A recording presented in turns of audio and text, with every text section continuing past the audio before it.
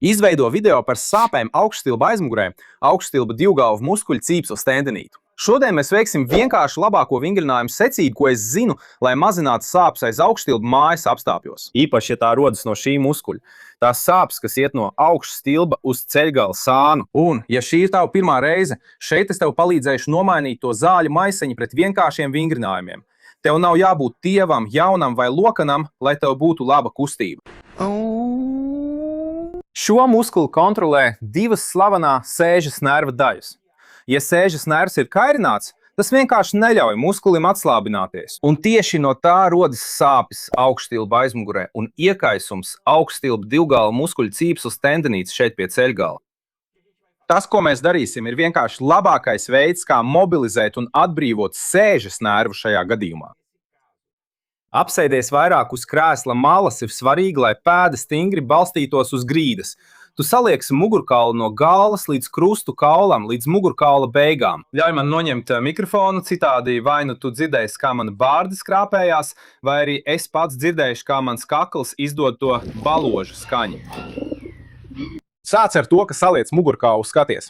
Piespiedz zodu pie krūtīm un lēnām saliec mugurkaulu, veidojot C burtu, līdz brīdim, kad jūties ērti. Nākamais solis – izstiep kāju līdz brīdim, kad vēl nesāp. Es gribu, lai tu sajūti stiepšanos kājā, bet bez sāpēm. Ja sāp, vienkārši nedaudz atlaidies atpakaļ. Šajā pozīcijā mēs darīsim to pašu kustību ar pēdu un galvu. Skaties, pacel pēdu, pacel galvu. Nolaid pēdu, nolaid galvu. Pievērst uzmanību, ka es nekustinu ceļgalu, nekustinu gurnu un arī mugurkaulu. Tās ir tikai pēda un galva. Veic šo kustību 30 reizes. Bez steigas atpūties un atkārto 3 reizes. Tās ir 3 sērijas pa 30 atkārtojumiem. Uzreiz tu jau sajutīsi kāju vieglāku, sāpes mazināsies, bet ir svarīgi atcerēties, ka pirmajās dienās īpaši tu šo vingrinājumu darīsi tikai 1 reizi dienā. Tas ir tāpēc, ka nervam ir vajadzīgs laiks atpūtai, lai atjaunotos pēc tam, kad mēs to mobilizējam.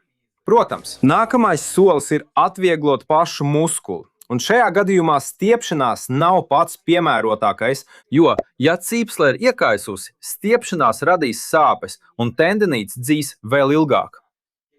Tas, ko mēs darīsim, ir atslābināt spriedzes punktus vai pat šī muskuļa triggerpunktus. Turpini sēdēt uz krēsla, bet uz krēsla malas ar kāju stingri atbalstīti pret grīdu. Es nedaudz pacelšu savu apģērbu šeit.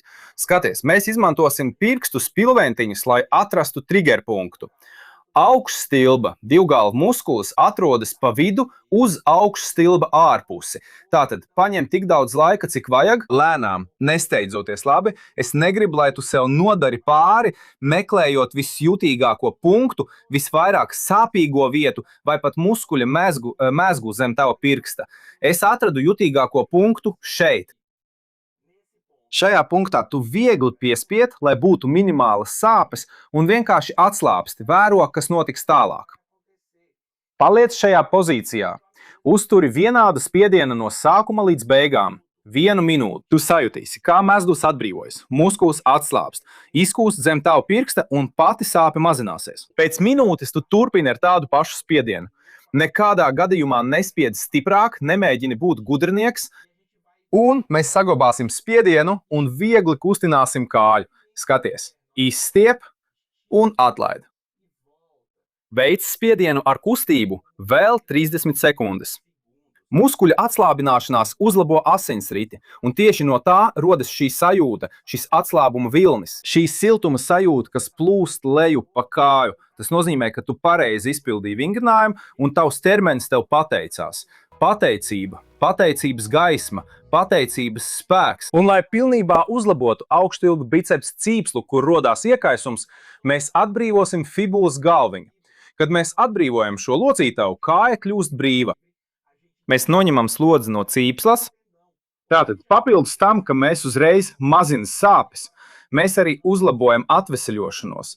Tendinīta dzīšanu. Ko mēs darīsim? Atbrīvosim un tieši pakustināsim fibulas galviņu. Es soli pa solim parādīšu, kā atrast šo kauliņu. Tu vari nākt šeit no aizmugures.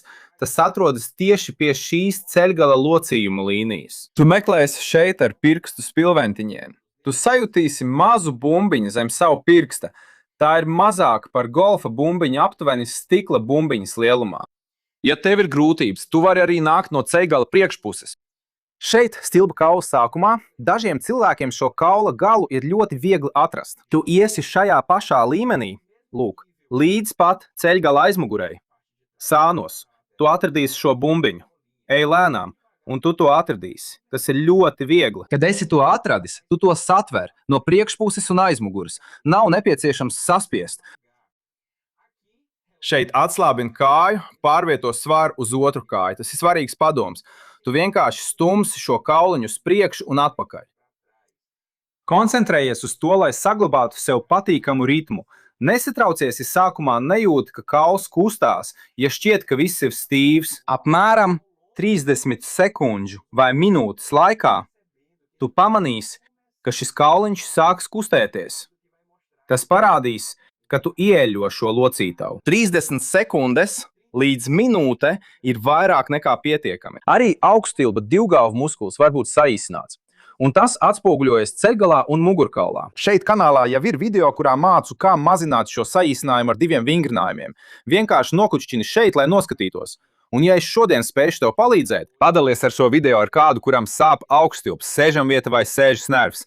Tas ir viss, ko es tev lūdzu. Izmanto šo video, lai palīdzētu tiem, kam tas ir nepieciešams. Es šeit arī beigšu. Liels sveiciens un līdz nākamajai reizei!